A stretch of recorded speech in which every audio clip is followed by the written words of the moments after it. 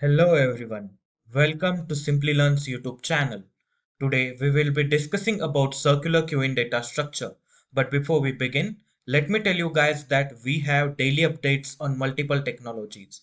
So if you are a tech geek in a continuous hunt for latest technological advancements, then consider getting subscribed to our YouTube channel and don't forget to hit that bell icon to never miss an update from Simplilearn.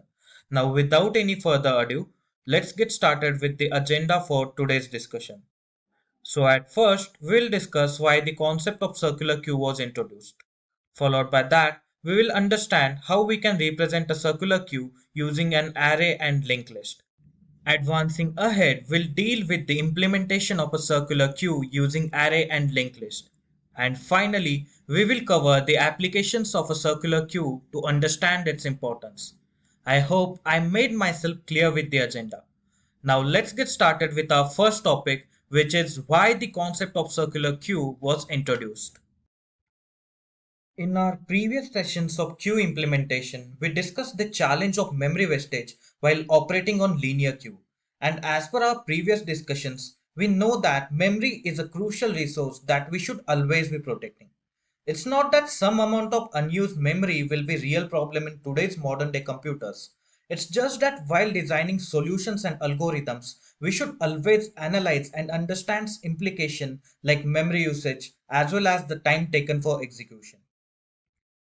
In the case of linear queue, we have already learned that insertion is done at the rear end and deletion is done at the front end.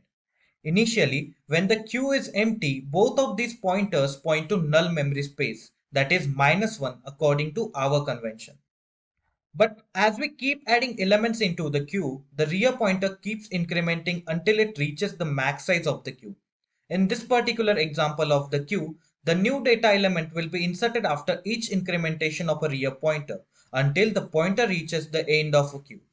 When the front pointer remains pointing at the exact same location until we perform dequeue operation. But here comes the challenge. When we perform those dequeue operations, the empty space gets created at the starting part of the queue. And there is no way we can reutilize this blank space as the rear pointer has already reached the end of queue. So to overcome this limitation, the concept of a circular queue was introduced. A circular queue is nothing but the extended notion of a linear queue, as it also follows the principle of first in first out, with the exception that the last position of this particular queue is connected to its first position, making a circular link. This circular link is responsible for naming of this queue as a circular queue or a ring buffer. Additionally, this new circular link feature resolves the problem of memory wastage in a linear queue. Let's understand how this problem is actually getting resolved with the help of an example. This figure is an illustration of a circular queue having size 5. The element at the front node is 7 and the element at the rear node is 9. As we can clearly see, this queue is completely filled, and if we try to perform enqueue operation, it will definitely return an overflow error. We can only perform a dequeue operation on this queue. But if we perform dequeue operation, the front pointer will be updated to point to the next available data element. Further, due to this dequeue operation, the empty space will get created in the beginning part of a queue. But because of the circular link, rear pointer can arrive back at the empty space for making insertion of a new data element. Hence, the circular queue concept is better version of a queue data structure considering its benefits over a circular queue. Moving ahead, we'll discuss how we can represent a circular queue using an array and linked list. However, initially we should also look into the principle of circular incrementation, which drives the insertion in a circular queue. The circular queue incrementation is a process of pointer incrementation that allows rear pointer to arrive back at the beginning part of a queue once it reaches the max size of queue. Let's understand how circular incrementation works with the help of an example. The simulation of a circular queue shown here has max size 6, which means it can store 6 data elements. In the first scenario, when queue is empty, it can store elements by simply incrementing the rear pointer as shown in the animation. The other scenario for insertion in queue is when the rear pointer is at the end of queue and there is an empty space at the beginning portion of a queue due to dequeue operations. In this case, the rear pointer can arrive back at the beginning of queue to insert a new element at any empty space. But the biggest question that arises here is how the circular incrementation is happening logically or arithmetically. Let's contemplate the logic for this process of circular incrementation with the help of previous example. In the last example of a circular queue, the max size of a queue was 6 and rear pointer was pointing to the index 5 where front pointer was pointing to index 2. Now for the new incrementation to happen, we have to bring rear pointer to the index 0. Let's analyze how we can do that. If we simply add 1 to the rear pointer, then we will get 6 as a result, which is also the max size of our queue. Now, if you guys remember the modulus operator in programming, you can clearly achieve the circular incrementation. For example, in this case, rear plus 1 modulus max size will output 0, the result which we want. So, with the help of modulus operator, we can perform the circular incrementation to formulate a circular link using arrays. Now that you have understood how circular link is implemented in case of array implementation of circular queue, we will now look into representation of a circular queue. In the array representation of circular queue, you can clearly see that the last index of the array is connected to the first index by circular incrementation process. Moving forward, we'll look into the different cases of inserting an element into the queue. The first case that we are going to discuss is to determine if the queue is full, as we cannot insert a new element into the queue when it is full. But how can we judge if the queue is full? Well, that's quite easy. If the result of circular incrementation matches to the index value of front pointer, then there is no space for insertion of a new data element. That means if rear plus 1 modulus max size is equal to front, then the queue is full and insertion cannot be achieved. The next case for inserting an element into a circular queue is when there is space at the beginning of a queue. Let's say the size of an array is 5, in which the rear pointer is pointing to the index 4 and the front pointer is pointing to index 2. By making circular incrementation, we can insert element at the empty space. By using rear is equal to rear plus 1 modulus max size statement, we can bring our rear pointer to the beginning part of our queue to make a new insertion. That's all about array representation of a circular queue. Now moving ahead, we will discuss the representation of circular queue using a linked list. The linked list representation of a circular queue can be achieved by changing the reference field of the tail node. For that, we can just add the address of head node in the reference field of the tail node. The implementation of a circular queue using linked list is more efficient than array implementation as it manages memory more effectively. Further, it is a dynamic structure that can be allocated with more memory space if required at the runtime. On that note, we have covered the representation of circular queue using both arrays and linked lists. Now, we will implement a circular queue using both of these data structure with the help of C programming language. First, let's dive into the array implementation of a circular queue using the C programming language. For that, let's visit our code editor and get started. The program for array implementation will begin with the declaration of array and pointer variables. So let's create an array first, int a, close braces and semicolon. Now the size that we want to allot to this array is 5. So let's define our max size value as 5 first. Hash define max underscore size as 5. Now let's pass this as an argument to this array.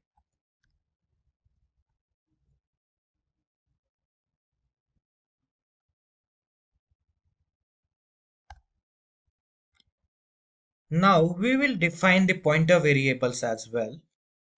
So int front is equal to -1 and also the rear pointer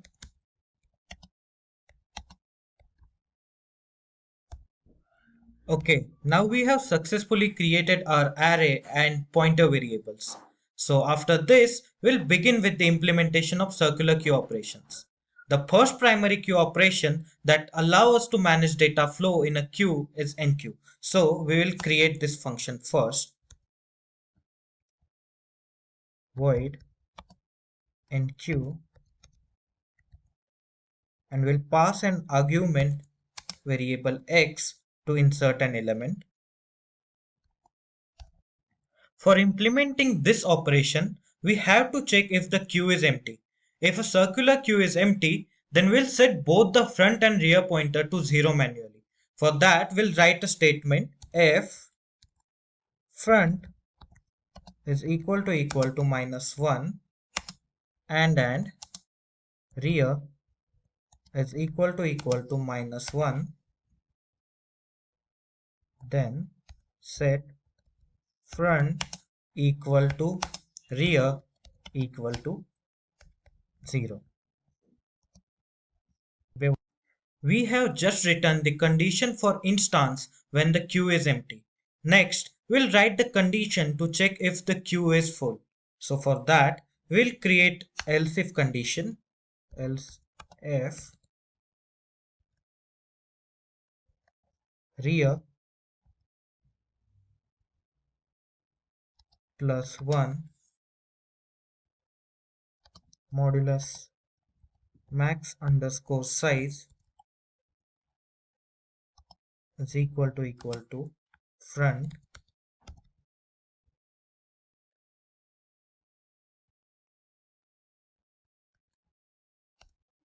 then printf queue is full /n and return the control to the next function. If both these above mentioned conditions fail, then we'll have to increment the rear pointer using the technique of circular incrementation. So for that, we'll create another else loop, else rear is equal to rear plus 1 modulus max underscore size, and outside this we'll make an insertion into our array.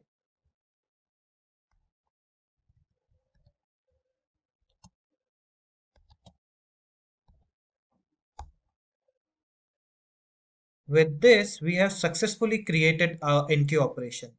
Now we'll move towards the dequeue operation. For that, we'll create another function, void dequeue.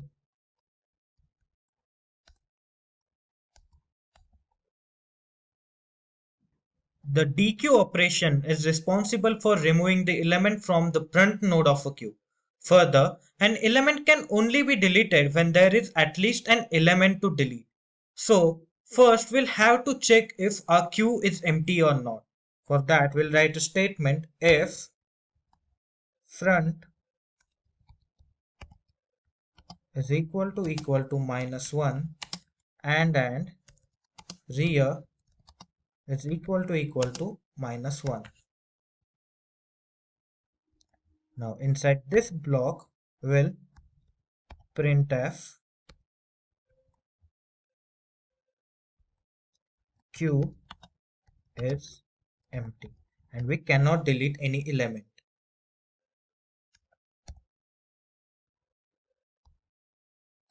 And we will return the control to the next function. In addition to that, if there is only one element inside the queue, we'll have to set both front and rear pointer to the null manually. So for that, we'll write another condition, else if front is equal to rear, which must be the 0th index or the last element inside queue. And inside this function, we'll write front is equal to rear is equal to -1, which means we'll set it back to the null state. If both these conditions fail, then we'll simply have to increment the front pointer using technique of circular incrementation. For that, we'll write another condition, else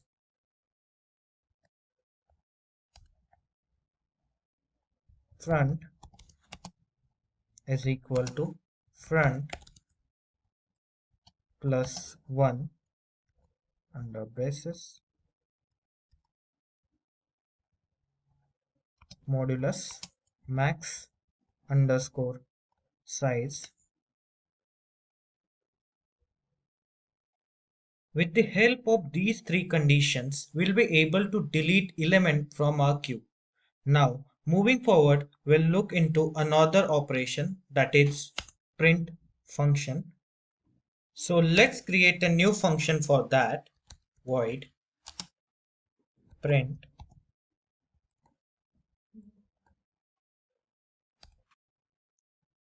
We will understand this function with the help of PowerPoint, cause it will be more understandable to all of you if I show things in moving simulation. So let's visit PowerPoint for that purpose. The count variable used in this print function is supposed to count the number of elements inside the queue. We'll understand how it is operating arithmetically with the help of an example. Let's say the max size of our array is 5, where front pointer is pointing to index 1 and rear pointer is pointing to index 4. To work out the value of count variable, we'll need to perform following operation.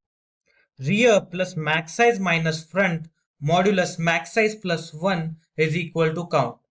By filling the values in this operation, we'll get 4 as a result, which is the exact number of elements inside the queue. Now we will iterate through the queue using for loop and will also print the elements. I hope you are clear with the implementation of this print function now. Moving forward, we'll revisit the code editor to write main function and to check the result of our program in C. Inside this main function, we'll call enqueue function to insert some elements into the queue. And after few insertion operations, we'll call print function to represent the state of our queue. So let's insert few elements at first. Enqueue 5, enqueue 7. Next element that we will insert is enqueue -3. Next enqueue 0. Now let's write one printf statement. The element inside the queue are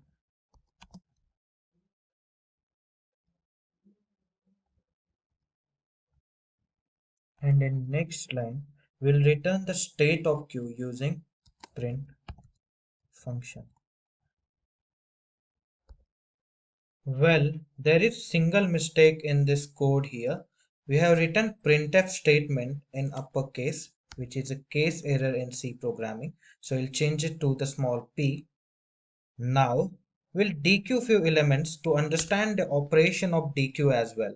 So let's dequeue two elements one more time. And after these two operations, we'll also print the state of queue once again using the print function. Well, we'll write one more statement. Printf the state of queue after two deletions. And also we want this statement to come in next line. So let's write /n. Okay. So with this, we have successfully completed our coding implementation of circular queue using arrays. So let's compile this code and check if it is working fine or not.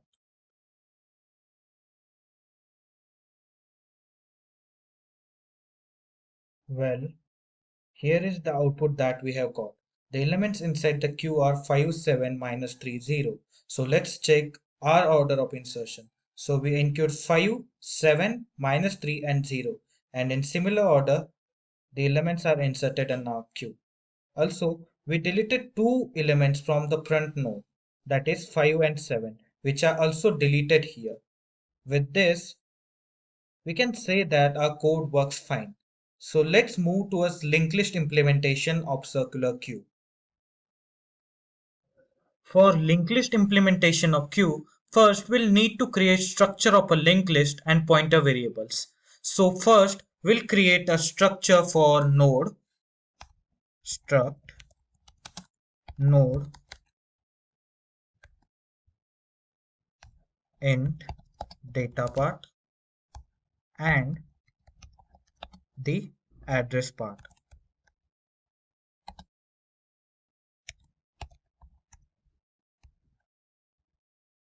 Semicolon. Now we'll create pointer variables. So for that, we'll write statement struct node star front is equal to -1. Similarly, struct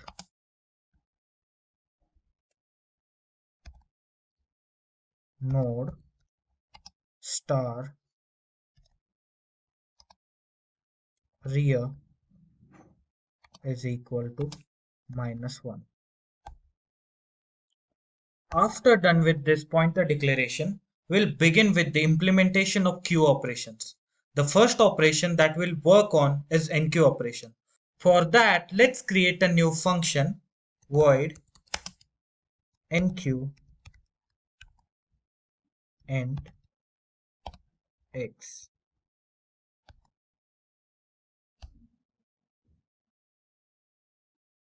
And inside this function, we'll create a temporary node using the previous structure of node. So for that, we'll write statement struct node star new node is equal to struct node star malloc size of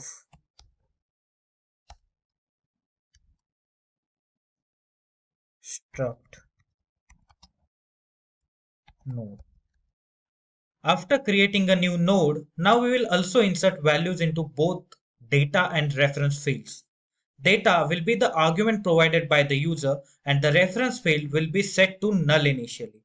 So let's do that here. New node arrow operator data is equal to x, and similarly new node arrow operator next is equal to 0.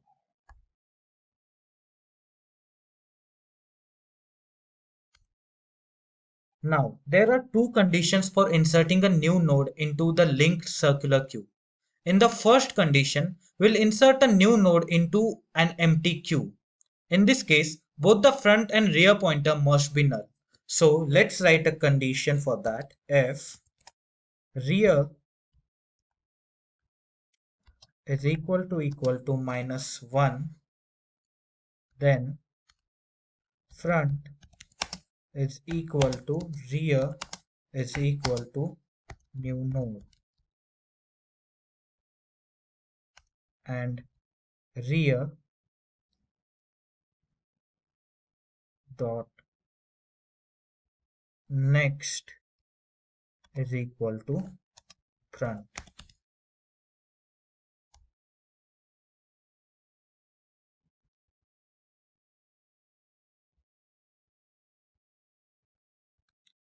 Now, in the second case, the queue already contains more than one data element.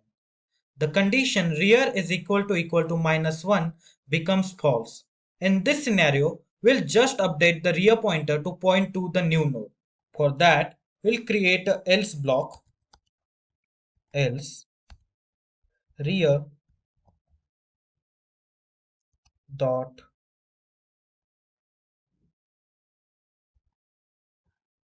next is equal to new node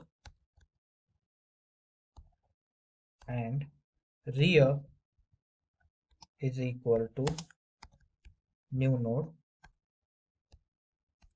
where rear dot next is equal to front.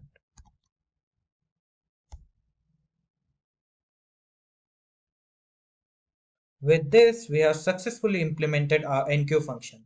So now let's move towards dequeue function. For that, we'll create a new function, void dequeue,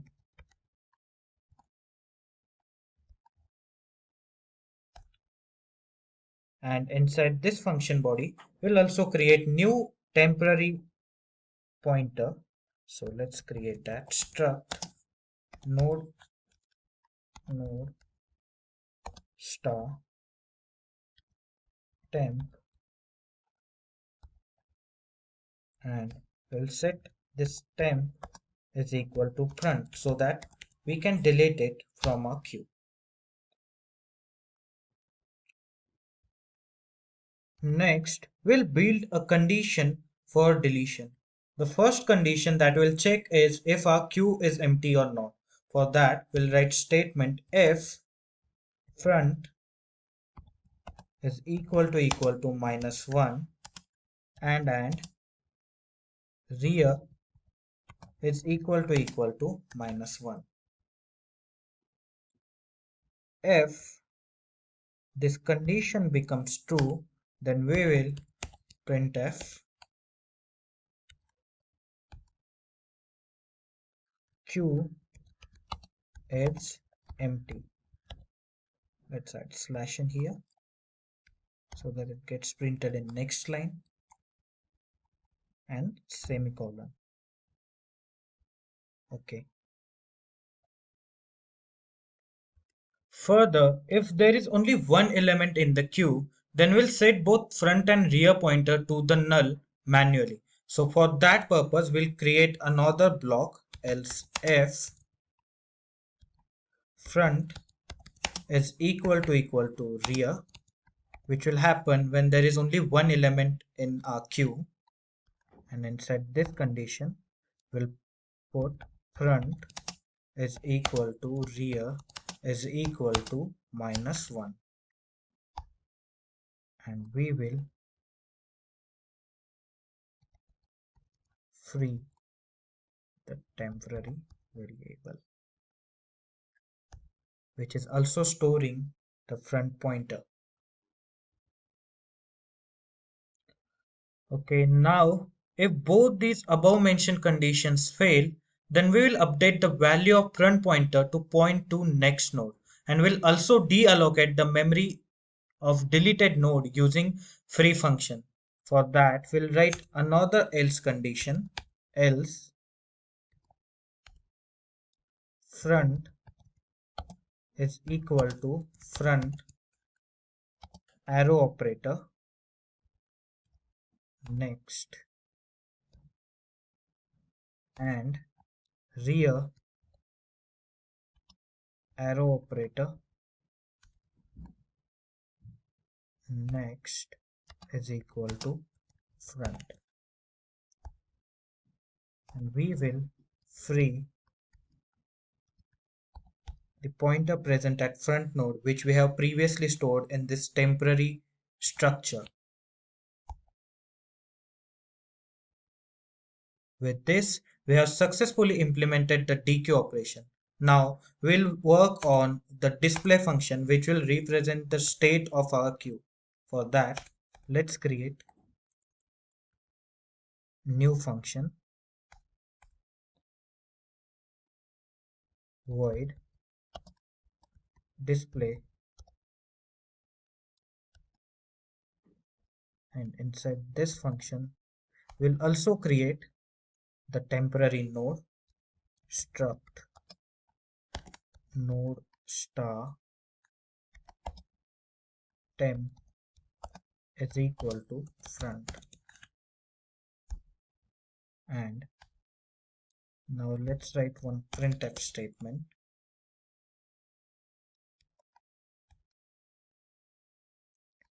to display the elements in a queue. The elements inside queue are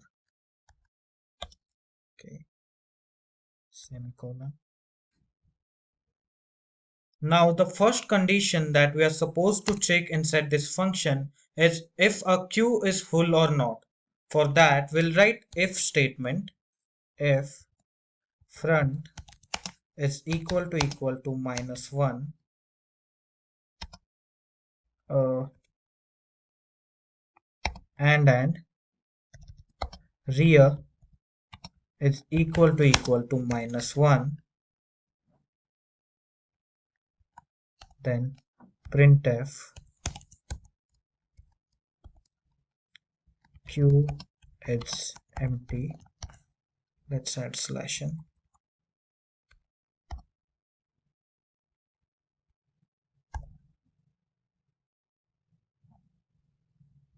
Otherwise we will print the elements inside the queue using while block. Temp arrow operator next is not equal to front,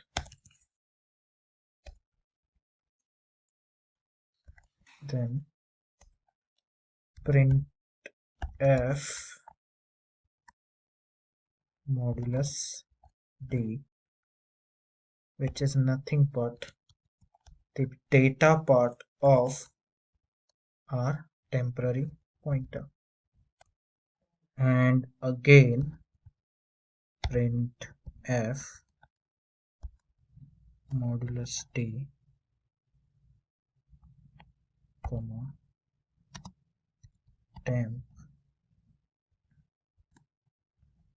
data. Okay. With this, we have successfully completed the implementation of our display function.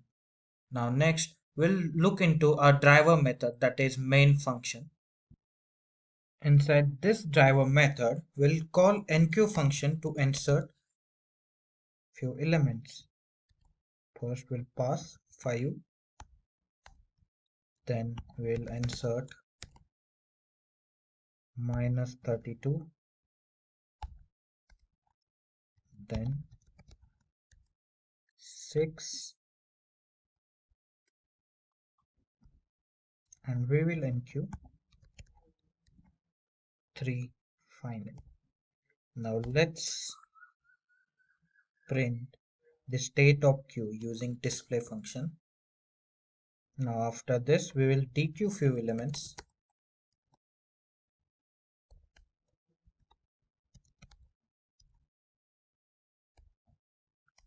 and we will display the state of queue once again.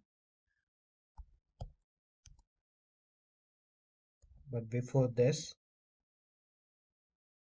we'll write one more statement, printf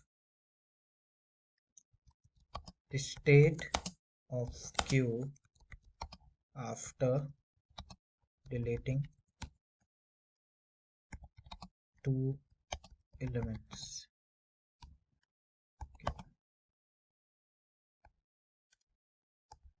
And let's add slash n so that this statement gets added to the next line. With this, we have successfully implemented our linked list implementation code for circular queue. So let's compile it and check if it is working fine or not.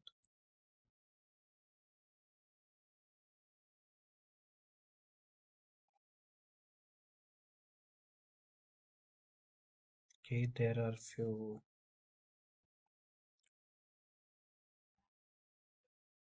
We have successfully implemented our code now, but the only problem we are facing here is all the elements are getting placed close to each other. To remove this close proximity, we'll have to make changes in our display function. So let's do that. We'll add space before modulus d in both the cases and again compile it. So let's run it again.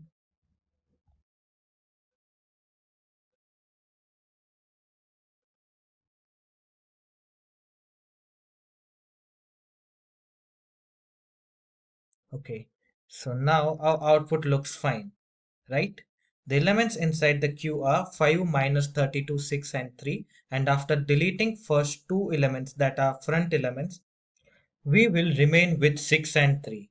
That means the first two front elements 5 and minus 32 will get removed out of our circular queue.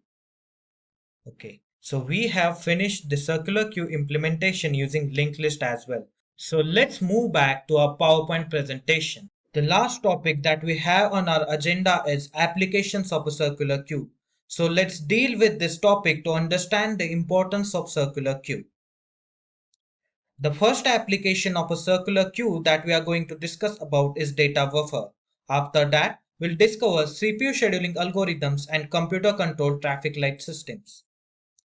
Data buffer is a region of a physical memory which is used to temporarily store data while it is being moved from one place to another. Typically, the data is stored in a buffer as it is retrieved from an input device such as a microphone or just before it is sent to an output device such as speakers. Basically, when the input is provided to the microphone while using applications such as Google Meet, WhatsApp, Zoom meeting, etc., then the input does not get stored in the physical memory of the device. Instead, it gets stored in data buffer implemented in this application. The data buffer will store the input signal in order and similarly it will dequeue it in exact same order, just like first in first out circular queue. Furthermore, this data buffer is also used in internet streaming applications. Let's understand how it is used in case of one of the most famous streaming platform, Netflix. Netflix uses Amazon Cloud Services to cater for their computing as well as storage needs. The server of Netflix are deployed over AWS Cloud, which are further connected to the content delivery network servers that are spread across the globe. These servers work together to provide fast delivery of internet content in the form of audio and video chunks or packets. These packets will be received in a virtual data buffer implemented inside MS Silverside, which is an application used by Netflix to stream content on remote devices. This buffer acts like an accordion in this streaming application.